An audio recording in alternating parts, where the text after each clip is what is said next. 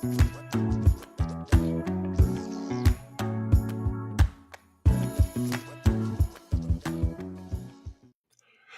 welcome once again. This is the Doctor of Digital at the Doctor of Digital podcast.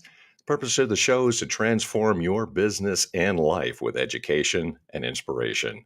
I introduce busy business leaders to trends in business, technology, and marketing to highlight people you should know. Are you a business owner or entrepreneur struggling with constant overwhelm and feeling stuck in the day-to-day grind? If so, you're not alone. Many entrepreneurs find themselves trapped in a cycle of stress and inefficiency, unable to break free and achieve the success they desire. But what if there is a way to regain control of your time, streamline your operations, and unlock a path to lasting prosperity? Meet Ral West, the leading business podcaster and creator of the acclaimed online course, Overwhelm, Create a Smooth Running Business with Less Stress. With over 40 years of entrepreneurial experience, Ral has honed a unique set of strategies and systems that have helped countless business owners and entrepreneurs break free from the shackles of overwhelm and achieve true success. From building and selling businesses to mastering customer service, team building, and financial management, Ral's expertise spans the entire spectrum of entrepreneurial challenges, making her the perfect guide to help you chart your success to a thriving, stress-free business. During this episode, we'll do a deep dive into the changes and hot topics of business adaptability and the biggest challenges in growth. I will leverage the expertise of my guests and how to navigate the unique dynamics of the field. By the end of this episode, you'll be better equipped to know what to do, and I encourage you to contact my guest, Ral West, owner, entrepreneur, founder, and also speaker, living the dream, creator of the 6 essential secrets to business success. With that, I want to welcome Ral to the program. How are you doing today? I'm great, Mick. How are you? I'm doing fantastic. I've really wanted to get you on the program because you have so many things to share. So I'm really curious, how did you get into what you do? Is there a pivotal moment? Is there something that you had, maybe that aha moment that you realized this is what you should be doing? Well, it was a little over a year ago that I was talking with one of my adult daughters, and she was saying, Mom, everybody says you and Dad are living the dream, and they really want to be like you, and they want your life. Well, actually, a lot of people want us to adopt them. But aside from that, she said, why don't you just teach people how to do what you guys have done? Yeah. You're able to run your businesses and still travel the world, enjoy your 2 homes, your yacht. You've got it made, and teach people how to do it. So I decided, well, what's one more business? Might as well start another one. Sure, why not? That's one of the things I really want to dive into as well, too. And over the course of your career, you've seen some biggest changes. I'm wondering if you could talk a little bit about the things that you have seen, the changes that have happened. Oh, well, in over 40 decades, so much has changed. I mean, it feels like the Stone Ages. When I first started my very first business in Anchorage, Alaska in the early 1980s, we didn't have fax machines. We didn't have cell phones. I was working on a typewriter. We didn't even have the computers that we have today. So there's that. And then, of course, communications, technology. I mean, it goes on and on and on. But the basics of business and the principles of how to establish a successful business, that hasn't really changed. Okay.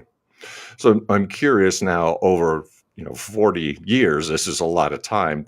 That probably gives you a really good perspective. And that's what I would argue. If you know the past, you can predict the future and you understand the present so much better. So I'm curious if you could say, what are some hot topics that you would find in business today? What should people be paying attention to?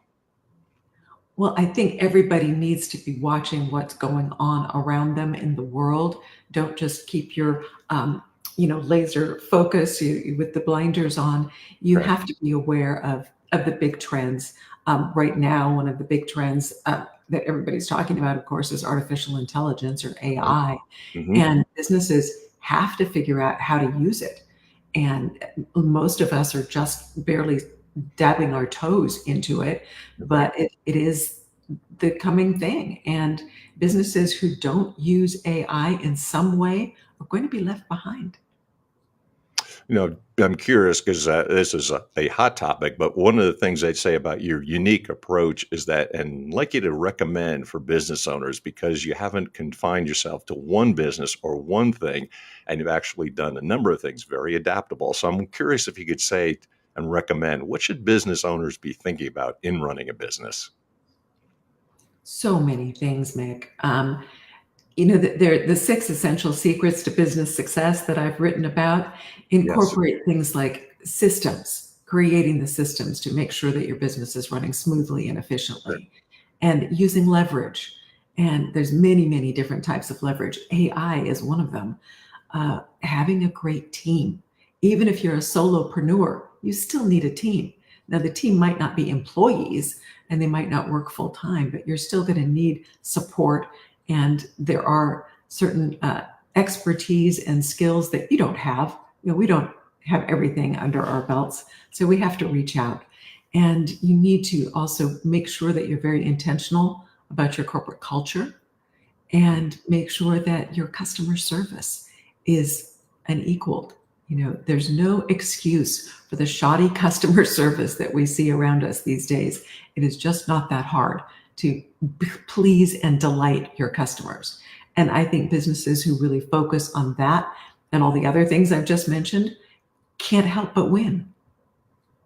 I'm curious because what you haven't done is to stick to one thing or one field. So I'm curious if you could talk a little bit about that and what were recommendations for business owners, because they do tend to get sort of laser focused or maybe overly focused on one thing or one area.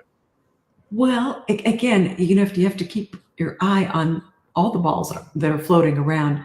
So when I started, I grew up in the tourism industry, Okay. and my first business was a marketing consulting agency, but specialized in tourism. And then I met my husband, and he was in real estate. And he kind of picked my brain and learned about tourism and decided that he wanted to get into it because he wanted the free trips to Hawaii that I was enjoying. So we created a business that was based in Anchorage, Alaska, and we rented condos that other Alaskans owned and just got commissions for the condos. But then we added rental cars and inter-island air, and then eventually we started adding the trans-Pacific air and grew a company from nothing to 8 figures of annual revenue, ran the business for 25 years, sold it to Alaska Airlines, which is a Fortune 500 company. And then we pivoted. So our pivot from there was not to other airplanes or other airlines, but there were a number of companies in Alaska that had small cruise ships, but the companies had gone bankrupt. So the ships were sitting at a dock and basically rotting. And we were able to buy them for pennies on the dollar. And we did. And then we fixed them up. We poured more money into them to make them ready for customers and chartered them to an operator because we didn't want to operate them ourselves. Sure. So we found a cruise line and they chartered all the ships from us. We eventually had 5 small cruise ships and did that for a number of years, like 10 years. And then COVID kind of brought a halt to that because cruise ships were pretty much tied up at the docks during Right. COVID. Sure. And again, looking at what's going on in the world around you, it's like, okay, maybe this is a sign that it's time to pivot away from the cruise industry. So we took our time and analyzed the world, the economy. Where are people investing and what is growing and what will be safe no matter what happens in the world? And we turned to real estate. Again, we'd had quite a few years of experience with real estate that we'd been purchasing individually, but then we learned about the ability to syndicate and join with others and partner on purchasing large apartment complexes, Yeah. 100 units or more. Right. And we have since invested in over 6,000 apartment units in states throughout mostly the southern United States Okay. where people are moving. So you follow the trends. You look at what the statistics are, and the statistics are that owning a home is becoming more and more prohibitive. cost prohibitive. Interest rates are putting them out of reach of a lot of people, Mhm. so they're going to rent. So apartment buildings are going to be around for a long, long time, and having real property is a real hedge against inflation. And we've certainly Sure. seen inflationary times. So we found a mentor, because that's another thing I would say to business owners: find a mentor or more mentors, because you have to learn more than you already know. And there are just so many people who have specific expertise that you don't have. So we got a mentor, we joined a mastermind group, we learned how to do it. And so it's been about 3 years, about 3.5 years, that we've been in that particular pivot. And then, as I said, a year and a half ago, I started this new business. Well, that's a totally other industry, like education, online courses, being a business coach.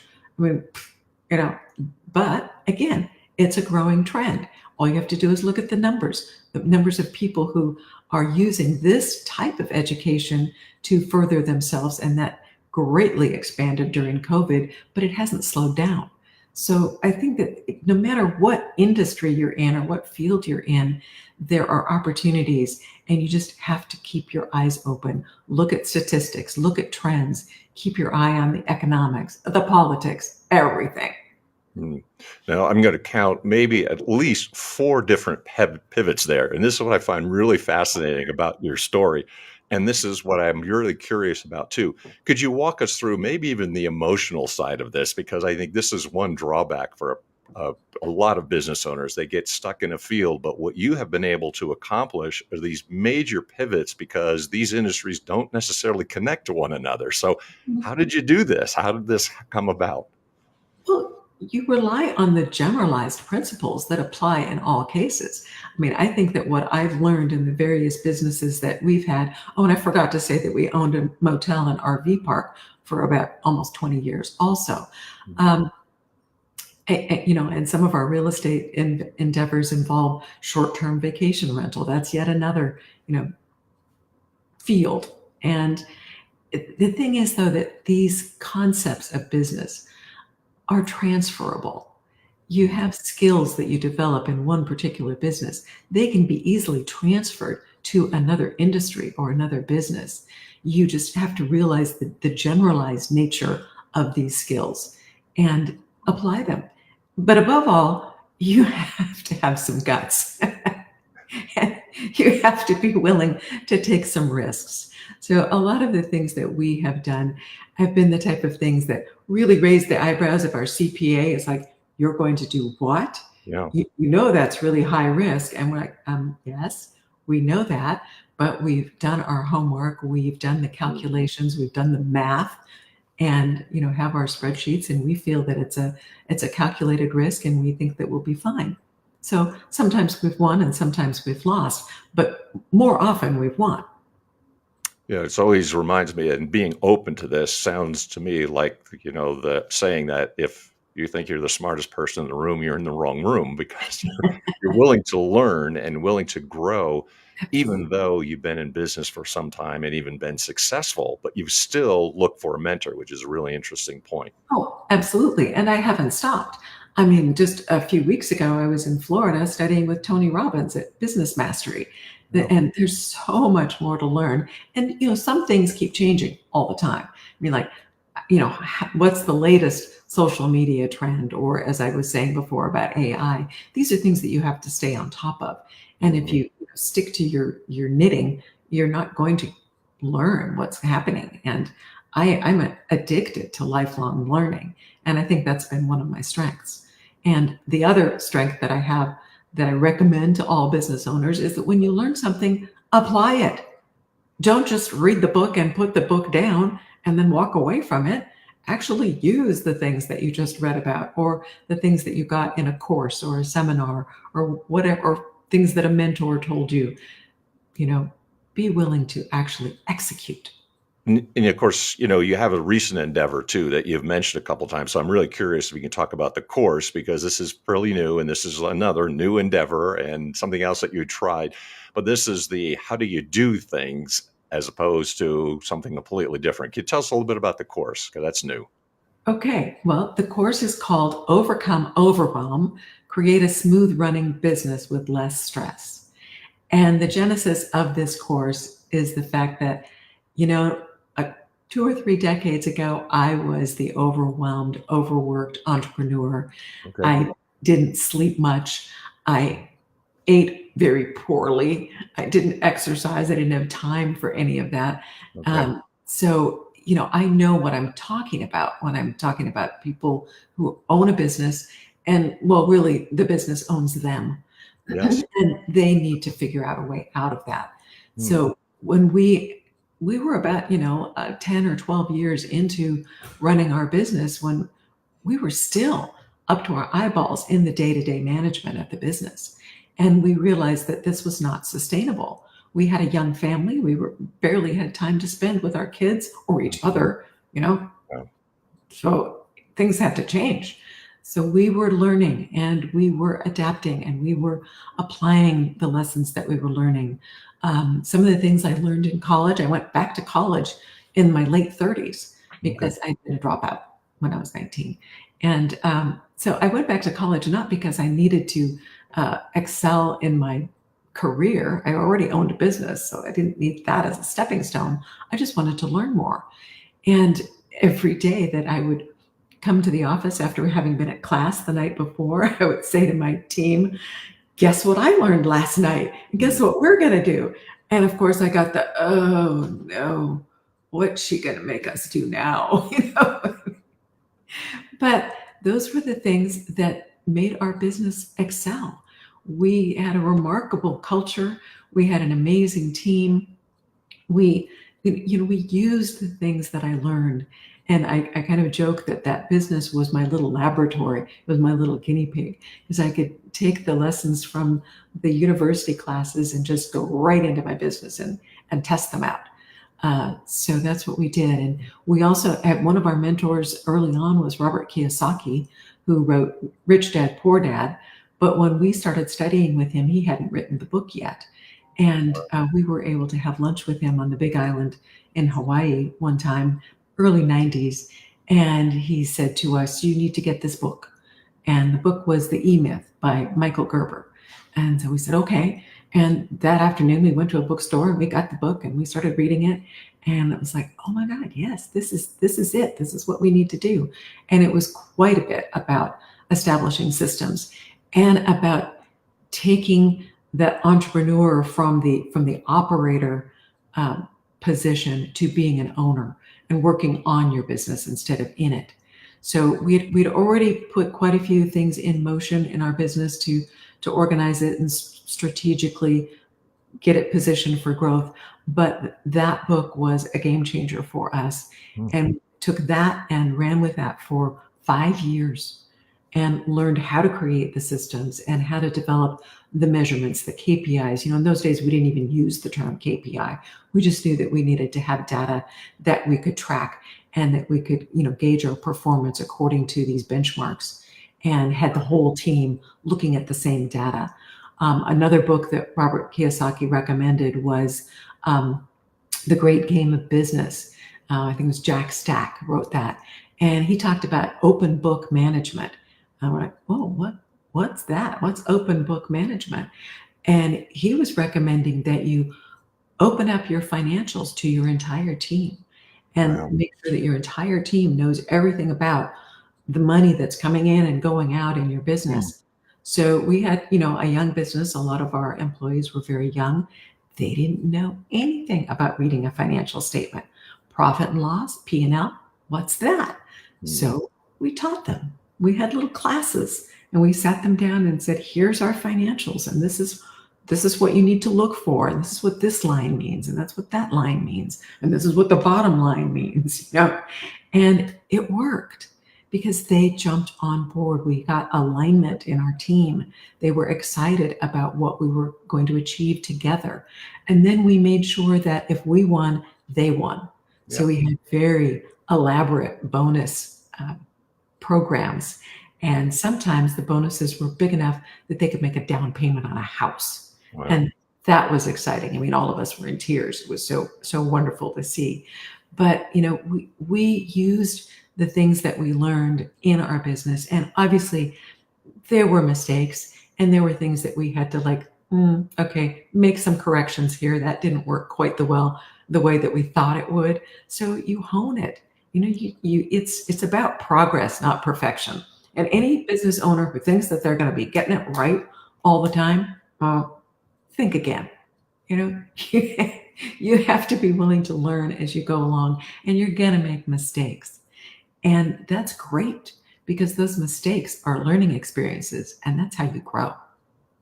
It's interesting. It reminds me of some of the things that Jack Welch did in the Jack Welch Management Institute, because he said, teach you on one day, go back, teach your team the next day, and evaluate the next. But it's that constant learning and constant going back and evaluating. So I'm curious, with so much background and so many things, could you talk about just some actionable tips? Like, what are some takeaways that you would like to share, and what could a person get out of what you've learned? Well, besides taking my course, obviously. Yes, But right. um, well, I've mentioned some of them already, but I'll delve into them a little bit more. Systems is a big thing. And I think it's a word that is often misunderstood. A system doesn't have to be complex. It doesn't have to be something that, like, oh, I don't know how to do that. A system can be as simple as creating a spreadsheet to track the parts of a particular project and make sure that you know who's assigned to do what task and when it needs to be done. I mean, that can be a system.